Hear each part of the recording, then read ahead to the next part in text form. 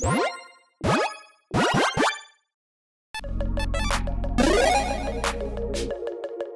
everyone, Mitch coming in for the Commander's Core studio. Welcome to the show. So today's episode, we've got a deck tech on Helga, Skittish Seer. Oh my goodness, this commander is so adorable and so amazing. Cute little frog with cute amounts of amazing value. I mean, we think the amount of value is cute, I guess. Our opponents might not see it to be so cute with how much craziness we can do with this commander. A 1/3 Frog Druid for 3 mana in Bant. Whenever you cast a creature spell with mana value 4 or greater, you draw a card. Gain 1 life, put a counter on Helga. So again, so much value to be had by doing that. And of course, Helga can help us with those spells. Tap at X mana in any one color. Rex is this creature's power. Spend only cast creature spells with mana value 4 or greater, or creature spells that cost X, essentially. Yeah, being able to cast big creatures with this can help us get a lot of value. Again, being able to gain 1 life, sure, that's nice. Counter, that's nice. Draw a card, that is huge. And of course, there are ways to use and abuse this. This is basically a massive mana dork for us. Then we've got ways to say, hey, you're going to be working overtime. You're going to be giving us more and more and more value. So tap, draw some cards. Tap, draw some cards. Tap, draw some cards. Gain life, counters. Lovely. Again, building up that power throughout the game in this way, and also in other ways too, to ensure that we can tap this for an absurd amount of mana, have some explosive turns, and really take over the game with our massive creatures. Speaking of massive though, the budget for this deck is not massive. $17.48. You like that transition right there? Anyways, $7.48 according to Moxfield. That doesn't include basics or shipping, but if you already have those basics, great. If not, maybe your friend has some. Maybe you get them from your address, or just buy them in bulk. Regardless, if you are interested in this deck, make sure you check out that deck list link in the description below. Now, with all that said, let's jump into the tactics to see how this deck works. First up, tactic number 1, less is more. Again, our commander can help us with mana. We've got other creatures out there that can help us use less mana as well. Help us cast bigger and bigger and bigger creatures, and also cast more of them in the same turn. Goreclaw, Terror of Kalsisma, a 4/3 for 4 mana itself. Whenever you cast a creature with power 4 or greater, well, it's going to cost 2 less to cast, essentially. On top of that, when this attacks, each creature controlled a power 4 or greater is going to get +1 and trample 2, so a great way to pump our team and get damage through as well. Thrixie Sudden Storm can help us in a different way, though. Flash Flying. Spells that cost mana value 5 or greater cost 1 less for us and can't be countered, so it protects our massive spells as well. On top of that, nice little discount. Ezra Channeler, this can be huge throughout the game. Creature spells cost X less to cast for X amount of life you gain this turn. Tap, gain 2 life. Keep in mind, our commander, again, gains us life. And on top of that, we may have some ways to untap things we'll talk about here in a little bit, but basically make our creatures nearly free or cost a lot less for us to cast. There's also Hamza, Guardian of Irration, 1 less to cast for each creature control they counter on it, even if it's just our commander. That's nice. On top of that, though, creature spells you cast cost 1 less cast for each creature control they counter on it. Again, throughout the game, we've got other ways to build up counters, but yeah, even just with our commander, that extra reduction can be huge. Moving on to tactic number 2, do that again. Yeah, like I mentioned, we've got ways to ensure that we're getting more value out of our commander than just once each turn in tapping. Curious Follower, tap, untap, no target permanent. A great way to untap our lands early on as well. But yeah, once we get things going, untap your commander, ensure that you can tap for, again, an absurd amount of mana. 5, 4, 6, 8, 9, 2. Whatever the amount of mana is. Probably, more than that throughout the game. It's going to keep growing. Being able to untap our commander to tap again for a massive burst of mana, that can be absolutely huge. Clever Conjurer, again, tap to untap. Well, not itself, but something else. Cool. Forensic Researcher, tap to untap no target permanent you control, or you can collect evidence to tap creatures you don't control. Most likely, we just care about that untapping. Yorth of the Healing House, untap 1 permanent or 2 if they are legendary. Kelpie Guide, untap another permanent you control, or tap down a permanent if you control 8 or more lands. We will, but yeah, what's important here is untapping our commander. Vizier Tumbling Sands, untap another permanent, or you can cycle away to untap 1 thing. Nimbleclaw Adept, tap to untap 2 things. Activate as a sorcery only once each turn. So yeah, getting a lot of value out of this throughout the game, but just once each turn. Seraph the Viper's Fang. Other tab creature control have Death Touch. A great way to protect our creatures. Well, or incentivize our opponents not to block them in combat. On top of that, untap creatures you control have Hexproof. This can be huge in protecting our things. On top of that, pay 1 to untap a target creature or land you control. Tidewater Minion, 5 mana, 4/4 Defender. We don't really care too much about that. We can make it lose Defender if we really need to. Most importantly, though, tap, untap target permanent. Again, yet another way to make our commander even more valuable. Next up, tactic number 3, Care Package, because we've got some other effects when it comes to untapping on ETB. Breaching Hippocamp is a great one. 3/2 Hearthfish with Flash enters the battlefield, untapping a target creature you control. Being able to cast this, gain some life, draw a card, counter on our commander, untap our commander right away to tap again for even more value. And we've got some ways to do this maybe quite a few times throughout the game. Sparring Mummy enters battlefield, untap target creature, basically exact same thing. Skittish flying enters battlefield, untap all creatures you control again. So it's other creatures that have those untap abilities that can be absolutely huge to not only untap our commander, but to untap all those as well, to then untap our commander again and again and again. You can also forecast this if you really want to. Great Oak Guardian, though, yet another great way to do so. Enters the battlefield, creatures target player controls get +2/+2 until end of turn, untap all of them. So again, yet another way to, out of nowhere, be like, hey, let's just untap my team and get an absurd amount of value. Here we go. Next up, tactic number 4, Bounce House, because the value can just keep going on and on and on with this commander.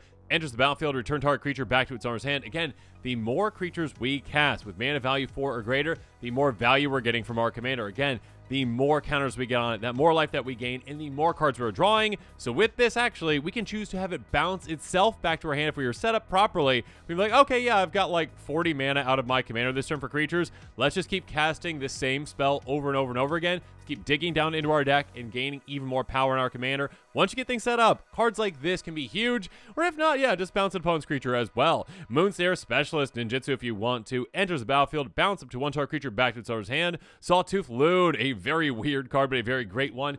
Enters the battlefield, bounce a white or blue creature controlled back to its owner's hand, which again can be this one. When enters the battlefield, draw 2, then put 2 cards to your hand on the bottom of your library. So again, a way to kind of cycle through our deck and get the cards that we need as well. Separatist Void Mage enters the battlefield, redeem a return target creature back to its owner's hand.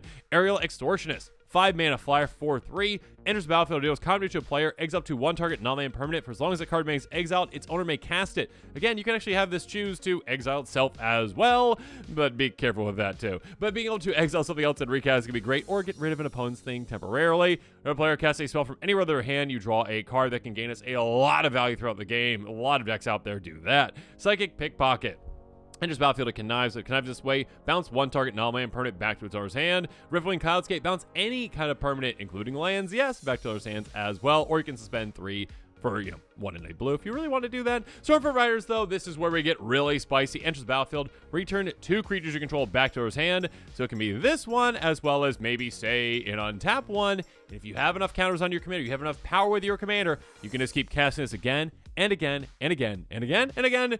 Be careful that you're not running out of your deck, though. But yeah, very, very, very good combination with our commander. Aether Snipe enters the battlefield, bouncing non-land permanent back to its owner's hand. You can also evoke this for cheaper. Brynolin the Mooncrack, and taking advantage of our massive spells, enters the battlefield. Whenever you cast a spell with converted mana cost 6 or greater, may return target non-land permanent back to its owner's hand. So again, our big spells now have even more impact. Speaking of which, Hover Guard Sweepers, somewhat like our Stormfront Riders, where we can actually bounce multiple things, including itself. Enters the battlefield to return 2 target creatures back to its hands. Can be itself and something else. Again, once we get things going, we can really get things going with some combos if we want to, or just utilize it as a great way to maybe bounce some opponents' things back to their hand too. Next up, though, tactic number 5, the Golden Pig. The number 1 card out of our 99 is Tidespout Tyrant, a 5/5 Djinn for 8 mana in blue, flying. Whenever you cast a spell, return target permanent back to its owner's hand. The amount of value throughout the game we can get this is absurd. Now, all of a sudden, any of our cards that are like, hey, you know what? I cast that creature. I'd like to bounce it back to my hand so I can replay it again and again and again. With those untappers, yeah, it can be infinite quite easy. Also, though, even if we're not going infinite, just a great way to say, you know what? Extra value to be had. We bounce something back to our hand. Cool. All of a sudden, you know what? We'll get that ETB again, whatever it has. Or, hey, let's bounce our opponent's thing back to our hand. A great removal spell. Repeatable removal throughout the game for us. This card is so good in so many scenarios, which makes it the Golden Pig.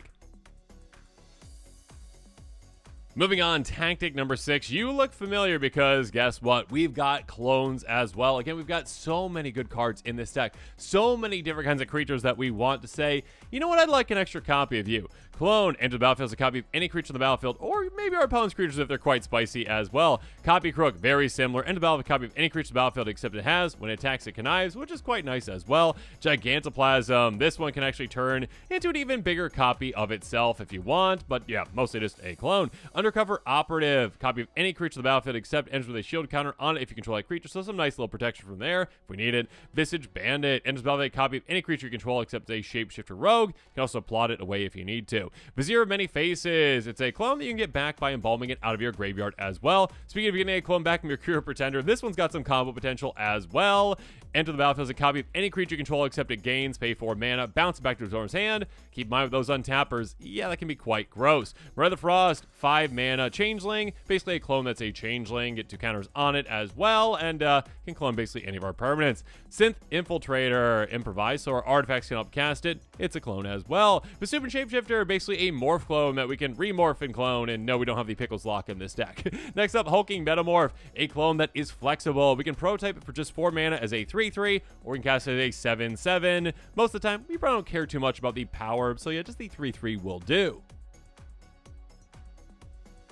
Moving on to tactic number 7, power play. And yeah, this is a low to the ground, amazing power play for us, though. Conclave Mentor, a 2/2. If one or more counters we place on a creature we control, that many +1 are put on it instead. When it dies, you gain life equal to its power. That's nice, the life gain, but what we care about is doubling up the counters that our commander gets. Again, basically, every single time we're casting one of those spells that gets a counter on it, now instead of just getting 1, we get 2. We are hypercharging that power our commander has, the amount of mana that it can put out. Speaking of which, though, Forgotten Ancient. My goodness, whenever anyone casts any spell, we get a counter on this. At the beginning of our upkeep, we can move any number of these counters onto whatever we want, and we're just going to just dump them all onto our commander. Our commander's going to have so much power, so much tap ability. We're going to love it. Ivy Lane Denizen. Whenever the green creature is about to control, you get a counter to our creature. It's going to be a lot of creatures helping out in that way.